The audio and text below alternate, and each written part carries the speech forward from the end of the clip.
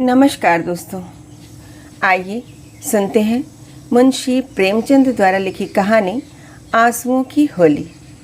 दोस्तों, कहानी सुनने से पहले एक बात, अगर आपको मेरे द्वारा सुनाई गई कहानियाँ पसंद आती हैं तो प्लीज़ मेरे चैनल को लाइक करें, सब्सक्राइब करें और साथ ही शेयर भी करें। तो लीजिए सुनिए कहानी। नामों को बिगाड़ने की प्रथा ना जाने कब चली और कहाँ शुरू हुई। इस संसार व्यापी रोग का पता लगाए तो ऐतिहासिक संसार में अवश्य ही अपना नाम छोड़ जाए। पंडित जी का नाम तो श्रीविलास था, पर मित्र लोग सिलबिल कहा करते थे। नामों का असर चरित्र पर कुछ न कुछ पड़ जाता है। बेचारे सिलबिल सचमुच ही सिलबिल थे। दफ्तर जा रहे हैं मगर पैजामे का इजारबंद नीचे लटक रहा है। सिर पर फेल्ट कैप है, पर लंबी सी चुटिया पीछे झांक रही है। अचकन यूँ बहुत सुंदर है। न जाने उन्हें त्योहारों से क्या चिढ़ थी। दिवाली गुजर जाती पर वह भला मानस कौड़ी हाथ में ना लाता, और होली का दिन तो उनकी भीषण परीक्षा का दिन था। 3 दिन वह घर से बाहर न निकलते। घर पर भी काले कपड़े पहने बैठे रहते थे। यार लोग टोह में रहते थे कि कहीं बच्चा फंस जाए, मगर घर में घुसकर तो फौजदारी नहीं की जाती। एक आधा बार फंसे भी, मगर घिघिया पुदिया कर बेदाग निकल गए। लेकिन अब की समस्या बहुत कठिन हो गई थी। शास्त्रों के अनुसार वर्षों तक ब्रह्मचर्य का पालन करने के बाद उन्होंने विवाह किया था।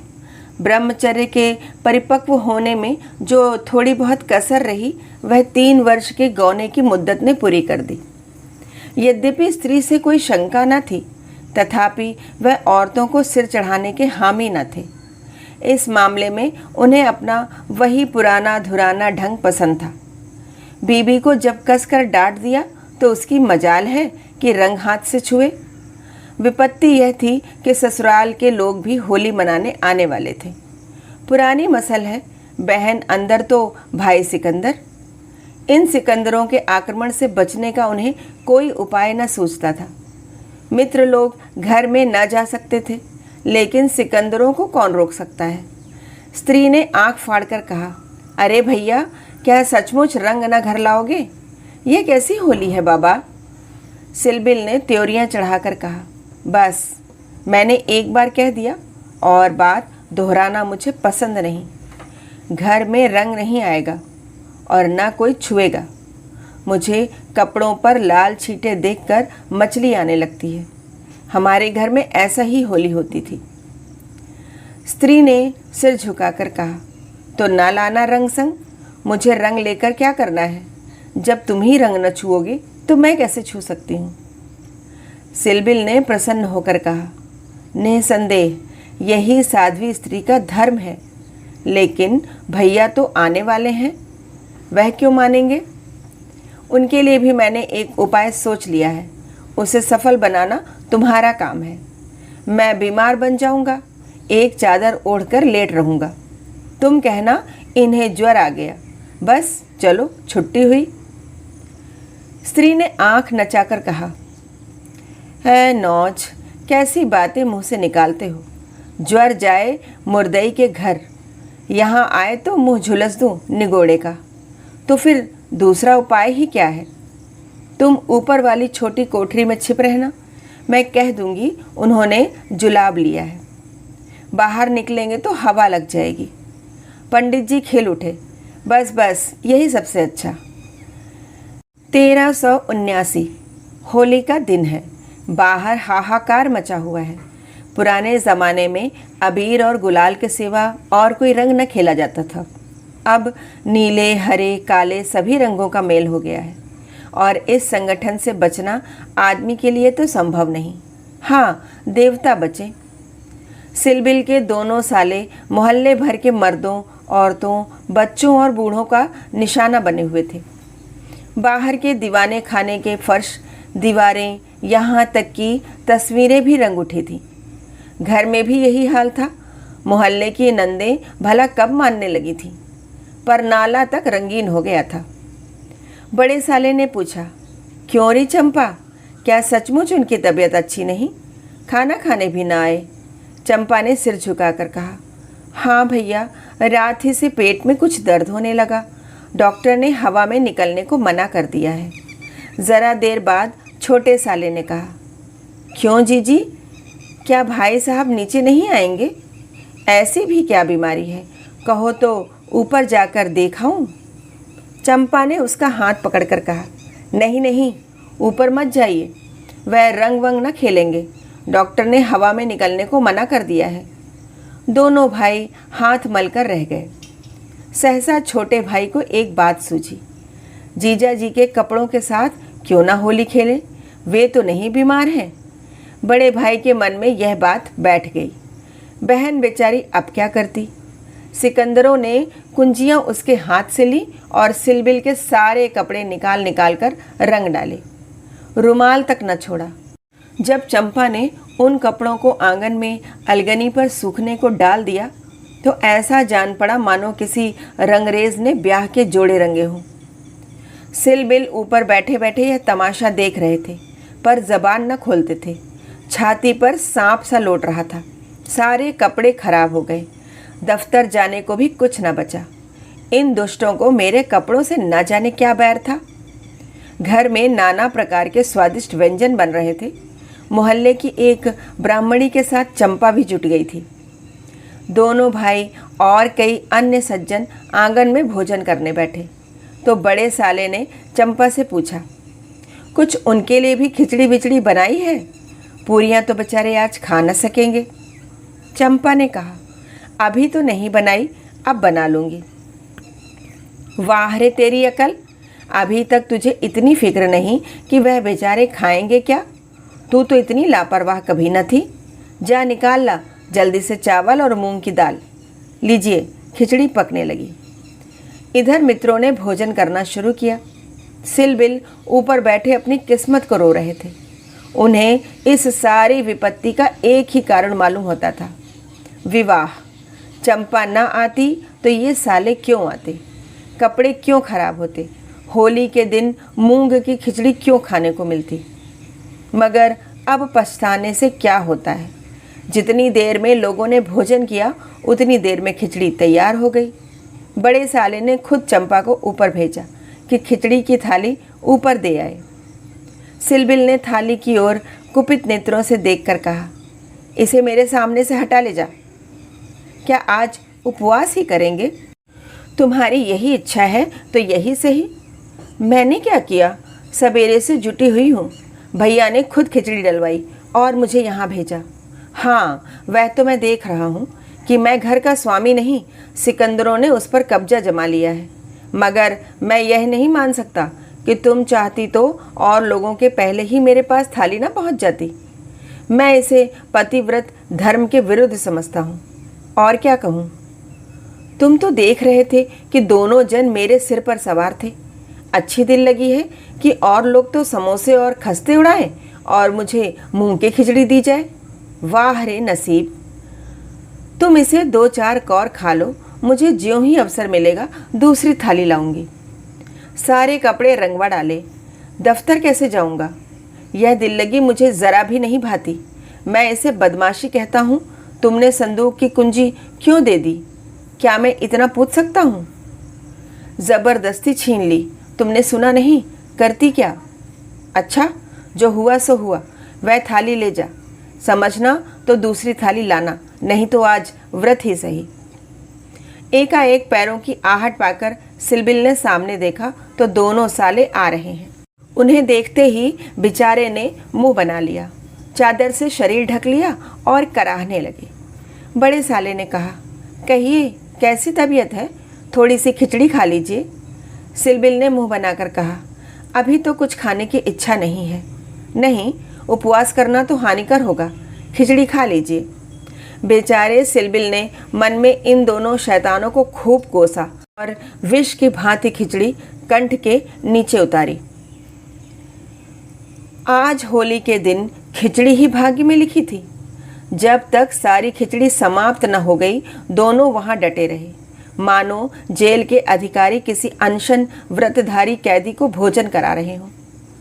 बेचारे को ठूंस ठूंस कर खिचड़ी खानी पड़ी। पकवानों के लिए गुंजाइश ही न रही। 10 बजे रात को चंपा उत्तम पदार्थों का थाल लिए पतिदेव के पास पहुंची। महाशय मन ही मन झुंझला रहे थे। भाइयों के सामने मेरी परवाह कौन करता है? न जाने कहाँ से दोनों शैतान फाट पड़े।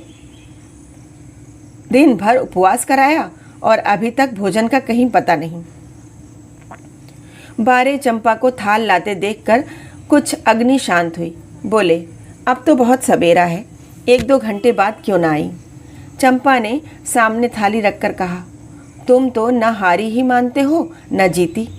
अब आखिर ये 2 मेहमान आए हुए हैं, इनकी सेवा सत्कार न करूं तो भी तो काम नहीं चलता। तुम्ही को बुरा लगेगा। कौन रोज आएंगे? ईश्वर न करे कि रोज आए।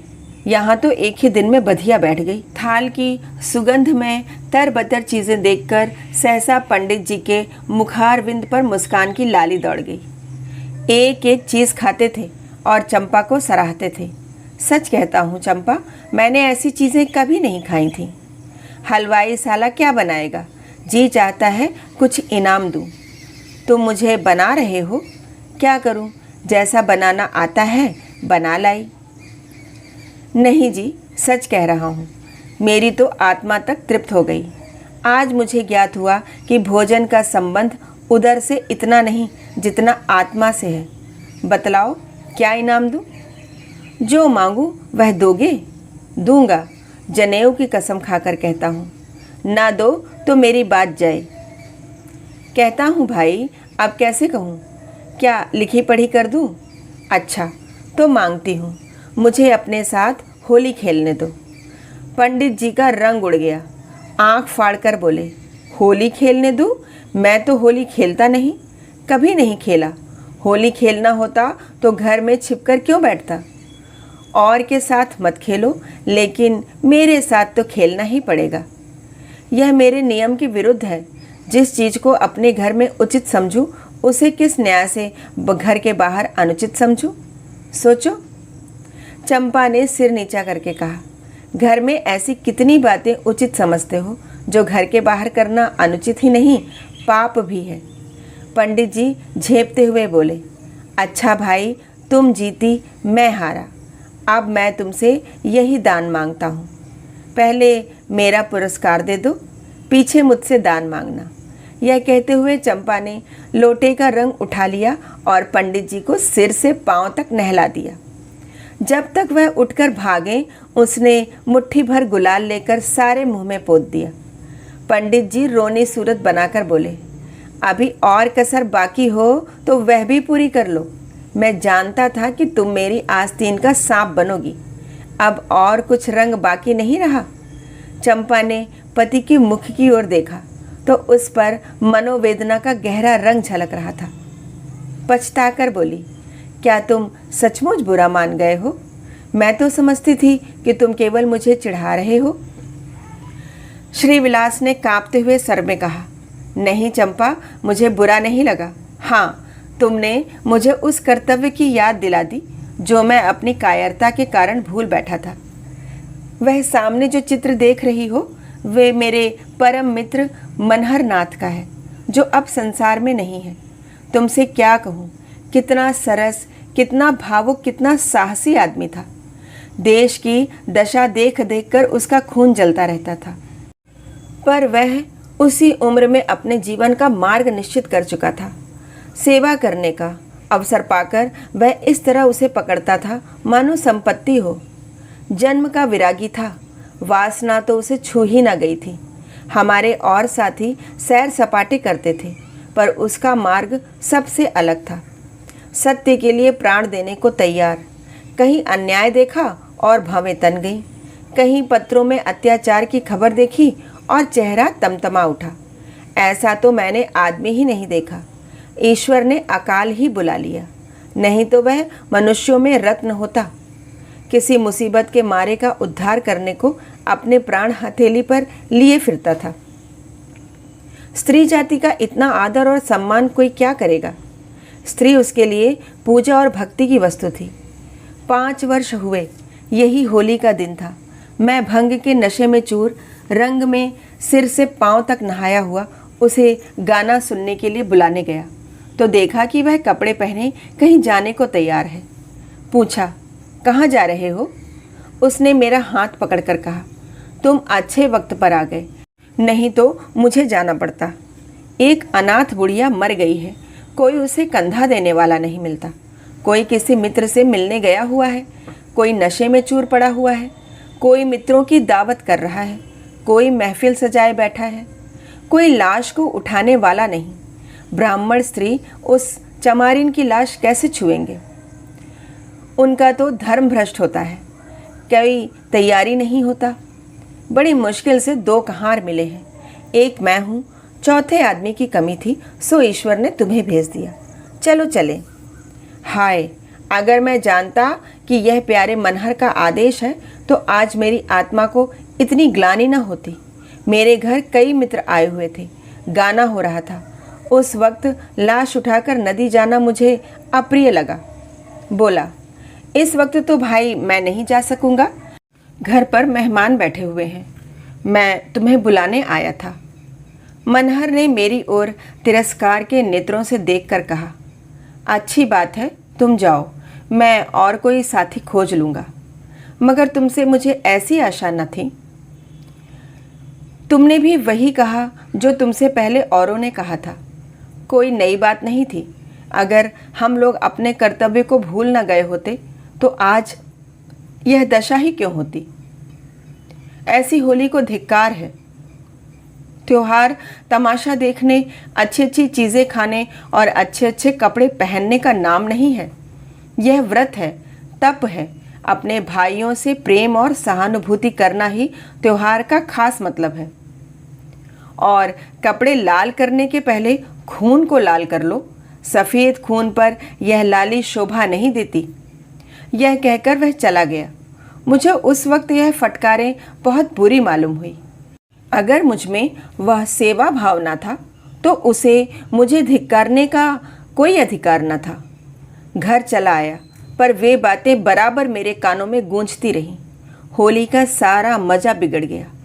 1 महीने तक हम दोनों की मुलाकात न हुई।